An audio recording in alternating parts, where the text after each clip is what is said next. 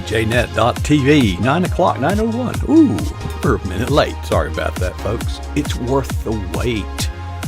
We have a first-time guest standing by in our green room. First-time guest number 260, I believe, if I haven't lost count.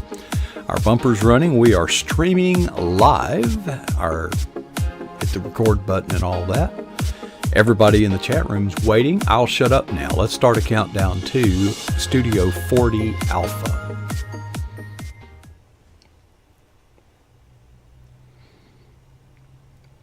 Well, hey, good evening. Welcome. This is pjnet.tv.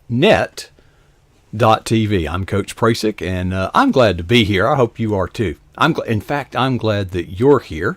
For those of you who may be watching this on maybe YouTube or Facebook or Twitter or wherever, we are so glad that you stopped scrolling long enough to catch this, and we want to earn your business. We want to earn your attention. So we bring everyday Christians to share their stories, share their walk with Christ. And that's what we do. And I hope that that will be encouraging and inspiring to you.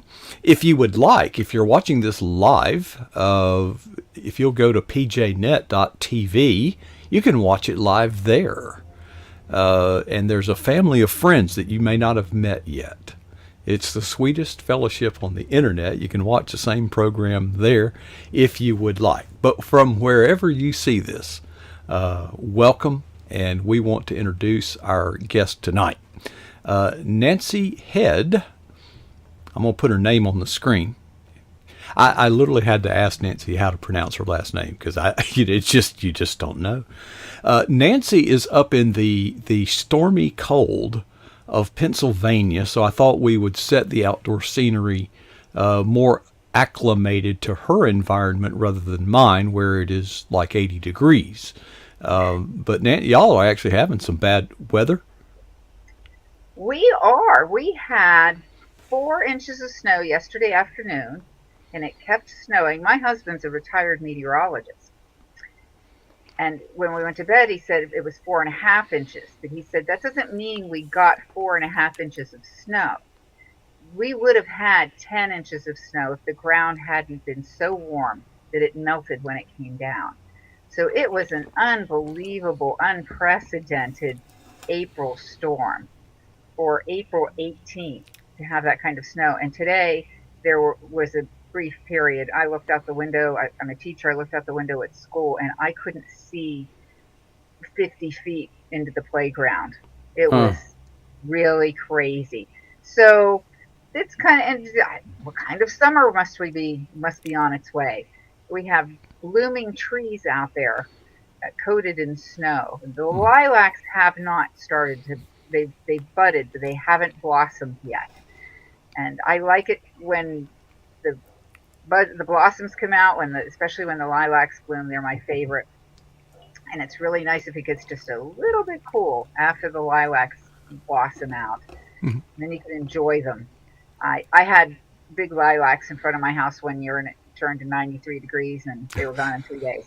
I hardly had a chance to smell them before they were gone. So this way, the snow came, the lilacs aren't out yet, and we're really hoping that it's not 93 degrees next week.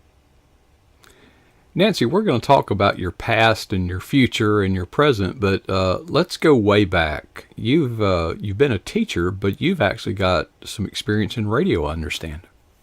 I was a radio news reporter from 1992 to 1996, and at WRTA 1240 News Talk Radio in Altoona, Pennsylvania. I did the news, and this crazy meteorology guy did the weather. And he was up in Bedford, Massachusetts doing the weather, and after we got to know each other a little bit, and it started to take a longer time to tape the weather. And this is old reel-to-reel. I mean, it's back in the dark ages of radio with reel-to-reel tapes. Right. And, Revox, B-22 Revox is what we used to use, the Revox. Oh, and the carts. Yeah. Back tape, back in the old days. Folks, that's short for cartridge. It's kind of like an 8-track cartridge, but it's got a hole in the bottom of it, and this little rubber wheel flips up and and you can start that car. That's where you keep all the commercials. That's where you keep the commercials and the intro to the news, Mm-hmm. and all the sound bites we Sound did on bites. cart. Yeah, and you intro your sound bite and push the button, and it played, and it was great. Yeah. We had a Sparta in the control room, but we had automation. So you had these huge wheels that you loaded these carts into it, and that was the automation. That was fantastic. I mean, It would be. oh gosh, I wish I could just go back. Of course, everything's digital now. You're right. But back then it was mechanical analog. Those carts that wheel would rotate like a, kind of like a, what do you call those things? The jukebox. Ah, It would rotate, oh, and then when it got to wow. the right position, it would push the cartridge into where the playhead was. And then when it got done, it'd pull it back out and rotate around and load up. We had 3 carts. It was a marvel. Gosh, I miss radio. It was. I didn't know. We had human beings who put the card in and then pulled it out when it was done. Oh yeah, we had them in the studio. And remember you had the little hand eraser, which was an electromagnet. Yeah. Yeah. And Yeah. you just burst this thing with a bunch of magnetic noise, and it would effectively erase it. Yep. They're incredible. Yeah, you could drop them and everything was fine, no problems. I erased a tape that I wasn't supposed to erase once. Oh yeah. Yeah, producer he didn't talk to me for a couple of days. Yeah, I bet But he'd never done anything like that. yeah. Well, I remember one day, and I thought this was my last day in radio. We were real big on election coverage. Hmm. I mean, our station was, you tuned in on election night to hear what the results were because we had them. And I went out to the courthouse and I phoned in all the numbers. And of course we were up late. And then the next day we were in early and they were updating. The day after, when, you come down, all that big letdown. Hmm. And we were in the program director's office telling jokes. And when we were done telling jokes, the morning girl went home and I went to the newsroom and I started to tell stories. And I'm fairly new, my first election there. I had started in the summer and now it's the fall. And she always told me, if there's a story that strikes you funny, just turn it over and go to the next story. And most of it was wire copy. And I just remember, there was a monk, if you remember back in the 90s, occasionally the Buddhist monks would set themselves on fire in some sort of protest. Right. And of course, there was the Buddhist monk who set himself on fire and his friends videotaped it. And I had this thought that, wow, with friends like that, who needs enemies? And then I carefully flipped it. And then the next story was about this guy who had drugs hidden in his shoes at the airport. And some dog at the airport figured out that he was a drug dog, caught this guy, and when the man surrendered his shoes, the newscast was over because I couldn't stop laughing. And I cracked up and I couldn't control myself and I could barely get out. Here's the weather. And then I yelled down the hall, I'm not coming back because I know. And so, the production guy's got to put in an extra commercial or something or some promo. And I thought, well, this was a fun job. I wonder what job I'll get next. And I went down the hall to the program director's office, and what a wonderful God moment. He said to me, there were 5 minutes left. There was 5 minutes left in the newscast when it happened to me. And it's just like what you said before. Well, when did he do it? And it's like, because this guy had been in radio forever, and he was such a pro and such a kind man. And I thought I would be in big trouble. And he's like, I got the feeling, sooner or later, happens to if you're in radio, it's going to happen to you too. Mm-hmm. And what a great moment of grace. I really appreciated it. Yeah. It was everything was live, and there were some embarrassing moments I think we could all reminisce about. But you didn't stay in radio, I don't think. I think you pursued a career that you're still pursuing, teaching. Well, I went from radio. It's been a little time. When my husband and I got married, I remained unemployed for a little while, just kind of adjust, a blended family, my two sons and my husband and I, and we did kind of, uh, I mentioned this in the book that my husband spoke rural and my kids spoke suburban. And they really didn't understand each other a whole lot. And my husband came from the farmland where you get up early, and my kids were stay up late people because kids went to school and in the summer they worked, and the only time kids had to socialize with other kids is late at night because you might work in the morning and I work in the afternoon, and or a lot of teenager jobs are in the evenings, and so the kids would stay up late at night, and it was kind of an adjustment. But I ended up in newspaper for a little while. That was eye opening because you write a story for radio news and it's 30 seconds long, and if sometimes even the advertising in newspaper was based on how many inches the story was going to be about Hmm. your whatever entity it was. Because you got to make the story longer. So it was really good practice for you can only write 30-second things for so long before your ability to write longer things is a little stunted. Mm. So I was in newspaper, and then I got hired at a school, a classical Christian school, and classical education. And oh my goodness, I wish I'd had this education. I wish my children had had this education. What a wonderful education this is. So I've been around the block in local Christian schools. The classical Christian schools, not really, it wasn't really a good fit in this community. Probably would have done better down up the road here at, near Penn State in State College.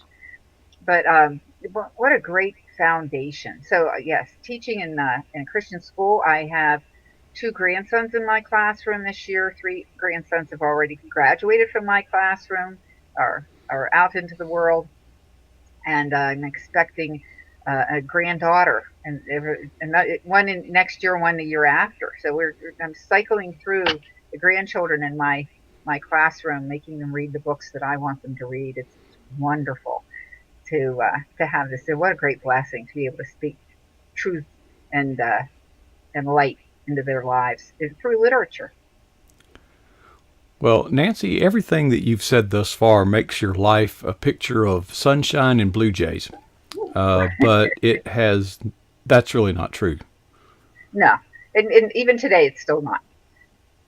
When I was 28 and a half, I had my fifth child. And they were nine and a half from the oldest to the youngest, 9.5 years. And I had a daughter, a son, a daughter, and two boys at the end. And when the youngest was 7 months old, my husband left, and there we were by ourselves. And I hadn't worked in 11 years, uh, being home with the children. By the time I went back to work, a couple years had passed. I went to work as a bank teller, and what I learned within the first year or so was that a banking career is probably not the best career path for me. I had a tendency to transpose numbers. And I did make it through about 3.5, 4 years at the bank. 3, 7, 19, yeah. About, I think it was close to 4 years I made it at the bank. I went to school at a certain point. My father was urging me to go to college, get a degree.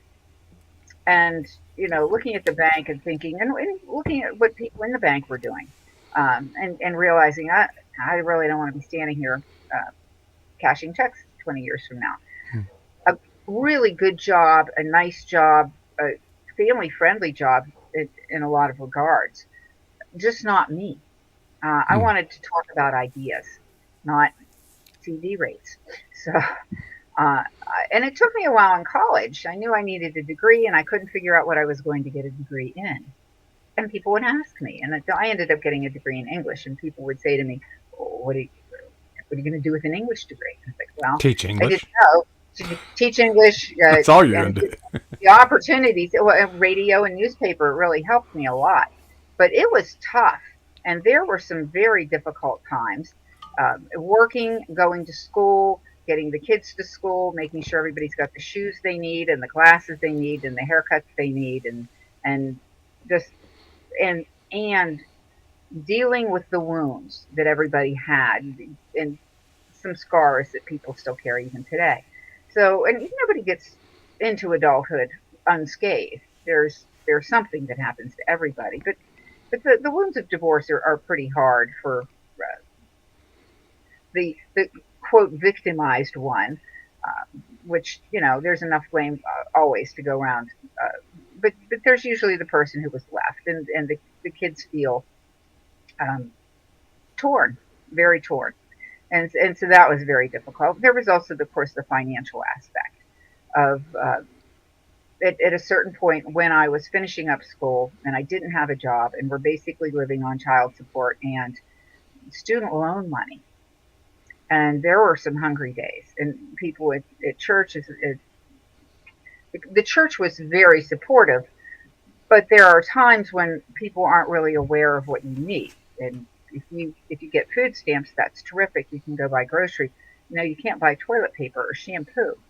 Well, you need toilet paper and shampoo, and the shampoo is particularly important if you have teenagers, because their appearance is very important to them. So we did without quite a bit. I do remember this one particular very lean time. We were waiting for a domestic relations hearing to determine support, and we were running out.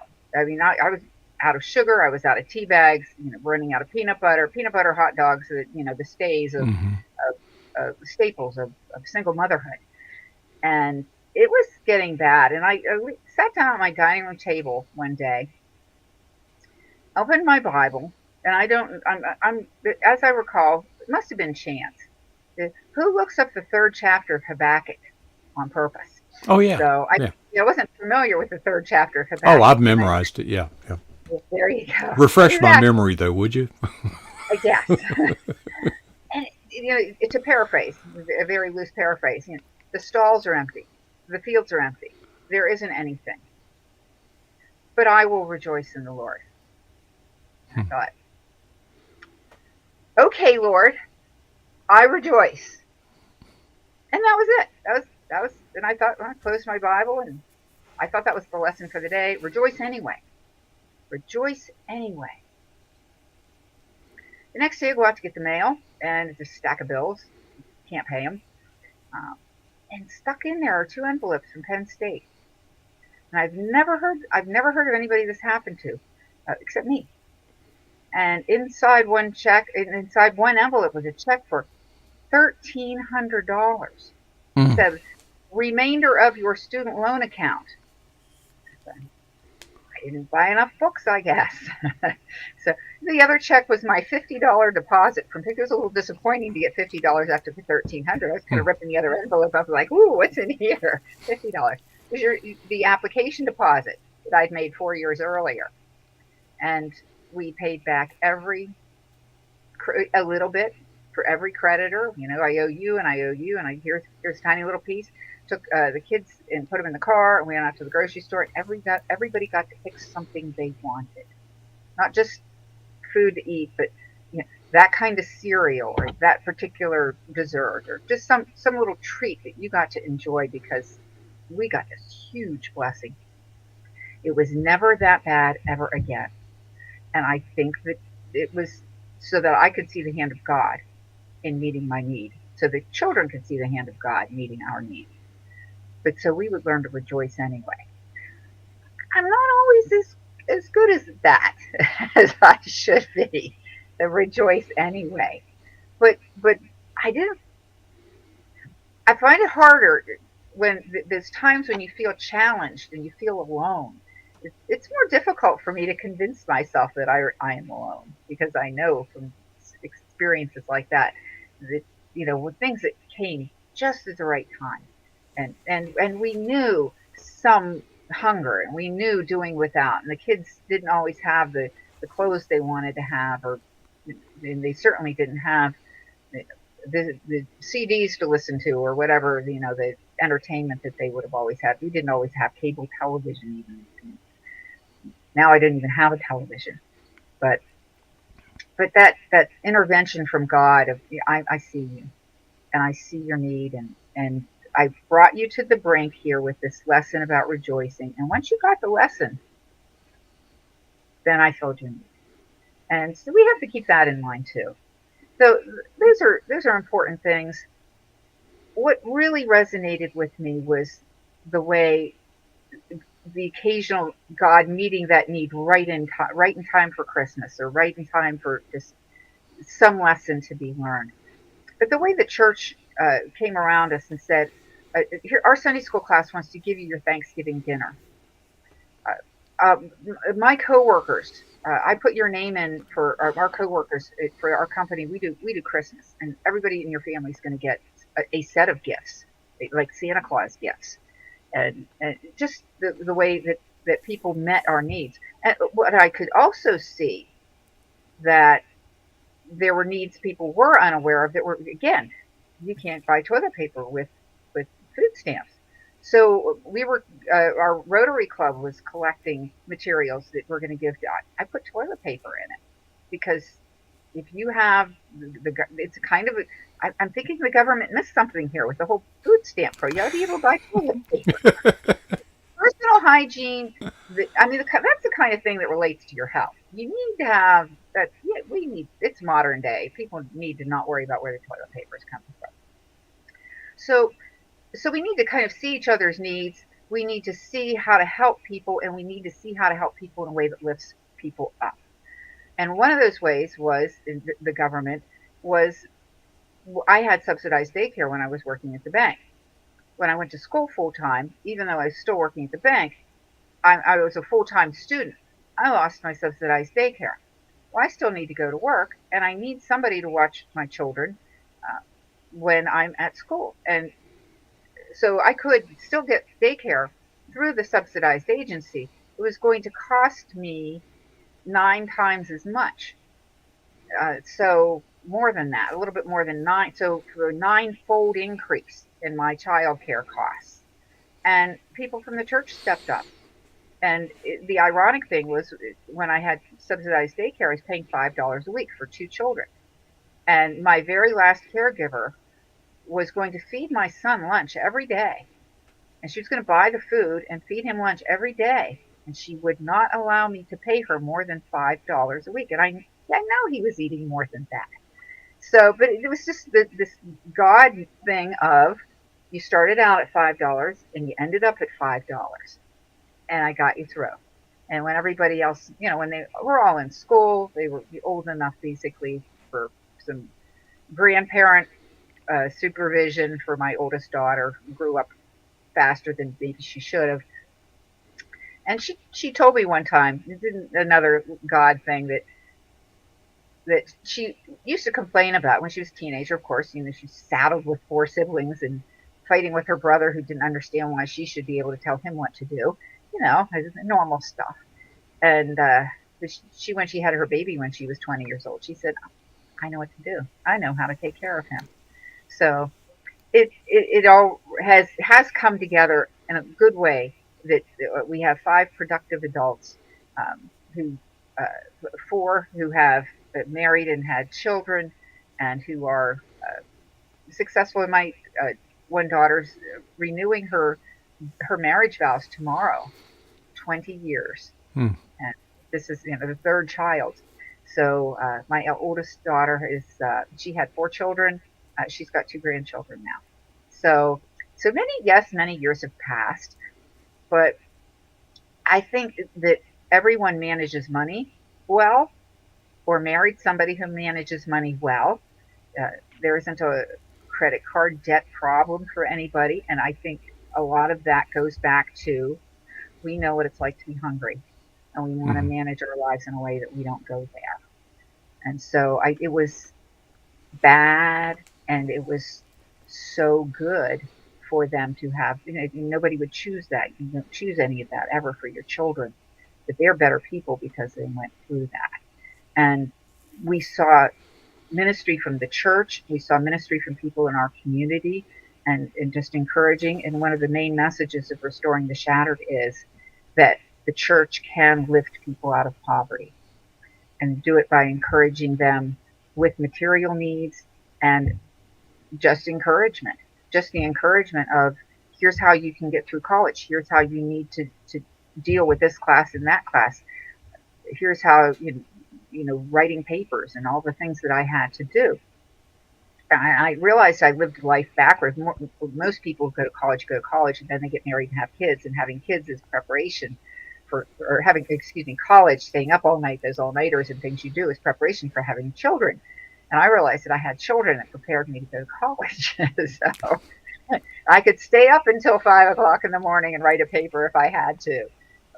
And but the church encouraging me, the pro-life community around me encouraging me, people from different denominations lifting us up out of poverty and encouraging us to encouraging me toward an independence that the government programs weren't encouraging me to. I had a caseworker who was reminding me that my child was young enough that if I quit my job, I could get more welfare money. It's like I said, no, I think I want to show them work. And there were hard moments. There were times when people would come in to collect their food stamps and their welfare check, and then tell me, "Oh, we're going to take the kids to the beach today." Like, okay, I'm at work. My kids are home doing chores, and yeah, but the hard thing is sometimes the better thing. Well, clearly, that situation impacted you at the time. Before I move on, for those of you that are getting nervous, thinking you're going too long, Coach, well, Dale Didway, who normally would appear at the bottom of the hour, called yesterday, and he was traveling and didn't know he was going to make it back, so we have rescheduled Dale Didway for tomorrow night at 9 p.m. So, no, I have not lost track of the time. We have extra time. Nancy, as I mentioned, the situation impacted you then. You've been through some hardships. And I think for those who have never been down that road, they reach out and offer help to those that need it. And there's a joy in their heart. But I don't know that they truly understand what it's like to be on the other end of that help. It actually, in many ways, hurts. Yes, sometimes it does. One of the things that I wanted to also bring up, though, that was really important was we have the physical need and we have the encouragement. But the people, my married friends who were in good, stable families, invited us into their homes and let my kids see mom and dad functioning together and having it work. And I know that there were a lot of those people in a lot of those situations. My brother and his wife, my dad and my stepmother, my mother had passed away. Being these stable figures in their lives. And I think that had it gone on further, longer than it did, until I got out of college and I got a job and we began to pay our own bills and things like that, had it gone on longer in their lives where we were dependent, it would have done a great deal of harm. And it's one of the things that I wrote about in my book, that I remember being at the bank and I had gone in with one of my kids into the bank where I had not worked before. So we had 10 branches of Mellon Bank that used to be in central Pennsylvania. And I went into this branch where I had never worked, and I said, I'm here for my food stamps, and put down whatever ID I needed. And my son's probably about 7 or 8 years old. And the teller didn't know who I was, did not realize I was a bank employee, probably assumed I wasn't an employee at all, anywhere. And boy, was she rude. She was nasty. And I was going to say something. I'm your coworker. I am not some lazy bum. I realize you resent me taking food stamps. But I was standing there with my son, and I realized, I looked down and I thought, I don't think he's realized how rude she is. He seems to not be paying attention. And if I defend myself, he's going to become aware of this and maybe remember it. So I chose not to say anything. I chose to take her disdain for me and walk away with my food stamps. But I remembered that. And then I saw another time, my youngest son needed, it was a, but sometimes, you have 5 kids, you pull up in front of the grocery store and you give one of them money and let them run in and buy me a newspaper, please. Run in and buy 3 donuts so everybody can have a donut. And, let the oldest child run in. Well, this was finally, it felt a little safer back then. And my youngest son got old enough, and I was going to allow him to go into the store for the very first time by himself and make a purchase. And I gave him, I think, a dollar or two in food stamps. And he was going to go in and buy his snack for the school party the next day. And so now, from the clerk's perspective, what he saw was some ragamuffin kid with food stamps come in and pick a bag of junk off the shelf, you know, cheese nips or something, cheese puffs, and come and pay for it. And I saw this guy, I pulled up. Of course, my baby going into the store alone. So I pulled up in front of the big window so I could see where he was in there and make sure, if he took too long, I was going to come in after him. So but I could see this, and I could see the way that the clerk was looking at him like he was just a piece of dirt, spending his food stamps here. And I was tempted to get out of the car and go in and say something again. Tempted again. And I realized my son is walking on air with his newfound privilege of being allowed to this independence, like the big kids. And I stayed in the car. And the question I ask as I recount these incidents, how long does it take until you look up and realize how they're looking at you? And what does that do in your heart? What's that cause that causes the wound where you see yourself as not worthy of ever being independent, not capable of being independent because of the way the world has looked down on you? And it was interesting to me that people at church saw me as somebody in need who deserved help. And people in the store or the bank saw me as somebody who's maybe playing the system and taking advantage of it. And they were working. So kind of the way I felt when somebody came in and got their food stamps and said, "We're going to the beach today." So, but not knowing my situation either. And again, I freely admit I was a little jealous. I missed being able to put my kids in the car and do picnics like that like we did when they were younger.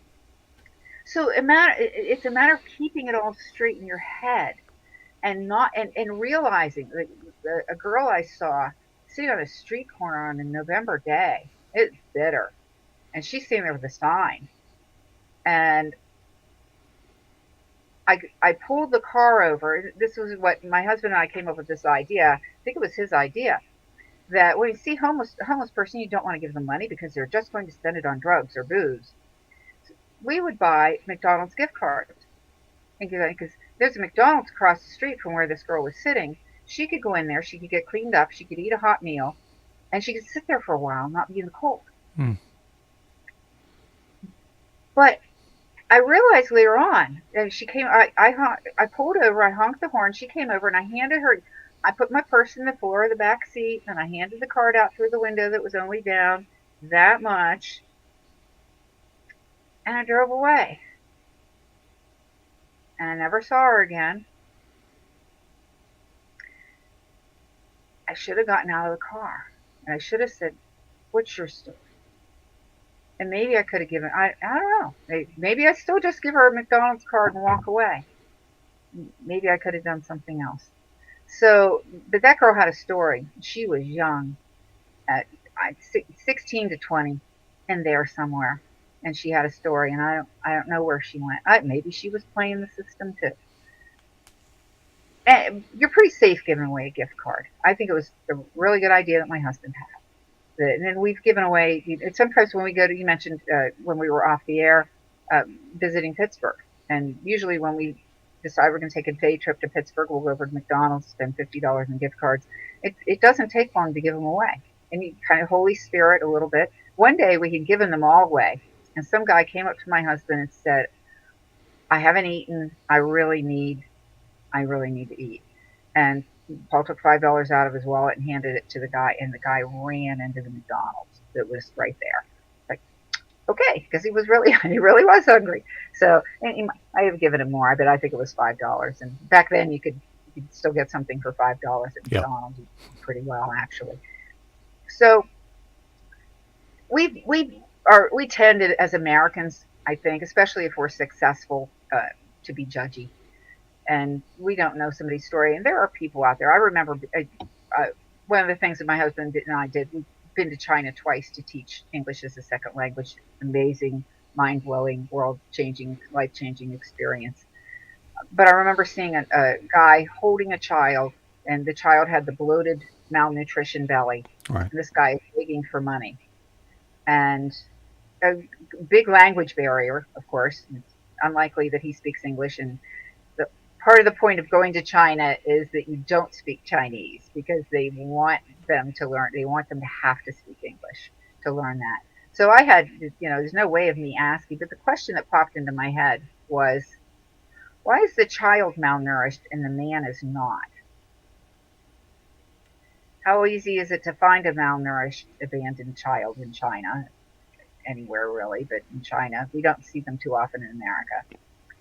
Um, and I got the feeling that if I gave this guy any of my money, he would use it to eat. He wasn't going to feed the child anyway. Otherwise, the child would have not looked with a bloated belly, malnourished. So there are times when you keep walking, but we don't know everybody's story. And I should have gotten out of the car that day and asked that girl her story. Um, but the gift cards is a way to protect yourself from feeling like I'm feeding somebody's drug habit or I'm feeding somebody's booze habit. Um, when you're just giving away fast food, what else are they going to do with it besides eat? So um, another thing is socks. And isn't that sound simple? But it's another thing to put in the basket that the Rotarians are giving away if you have the chance, or that your church is giving away. Homeless people don't have socks, and it, there are so many simple things that we take for granted.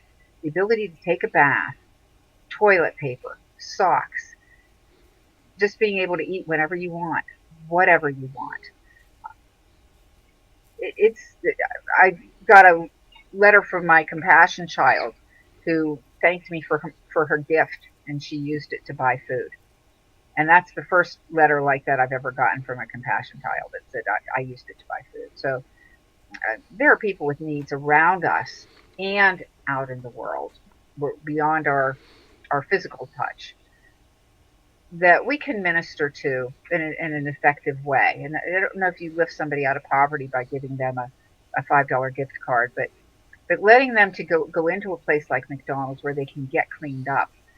You're on the street for about 3 days before you're unemployable.